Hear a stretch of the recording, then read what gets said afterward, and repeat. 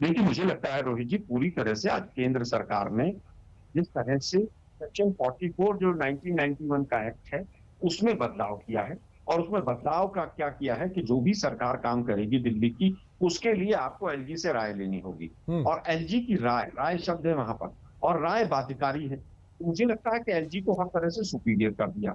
जबकि जुलाई 2018 का जो सुप्रीम कोर्ट का ऑर्डर था, उसमें स्पष्ट तौर पर था कि एलजी से राय नहीं ली जाएगी, केवल सूचित किया जाएगा।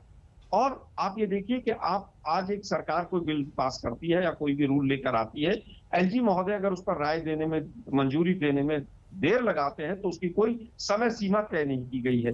जब तक राय नहीं आएगी या मंजूरी नहीं आएगी या पॉजिटिव राय नहीं आएगी, तब तक दिल्ली के जो लोग हैं वो उस कानून के तहत नहीं आ पाएंगे।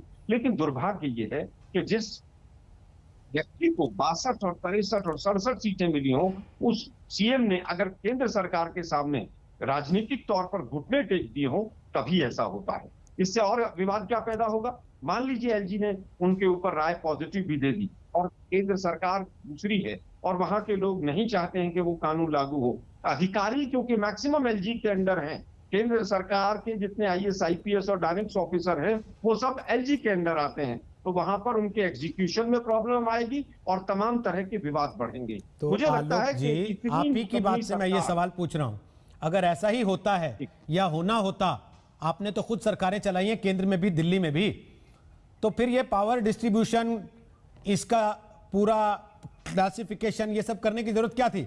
जब मर्जी अधिकारियों के तरीके से मोड़ो और अपने हिसाब से काम करा लो, अगर आपके हिसाब से जाओ। मुझे रोहित जी, अभी जो सेक्शन 44 में चेंज किया है 1991 के एक्ट में, वो यही हो रहा है जो आप कहेंगे, जो कह रहे हैं आप, कि अधिकारी जो चाहेंगे एलजी के माध्यम से करेंगे, और विवाद बढ़ेगा तमाम चीजों पे, तमाम इश्यूज पे, क्योंकि एलजी की मंजूरी जो है उसकी कोई समय सीमा नहीं है, और राय जो है वो दिल्ली की सरकार पर बाध्यकारी। चलिए, अधिकारियों की राय भी आनी चाहिए। सरकार ने पता लगे इस पर क्या कहते हैं। सरकार ने जो केंद्र सरकार के सामने सरेंडर किया हुआ है, उनके इशारे पर पूरा भाषण आपका केजरीवाल के समर्थन में था।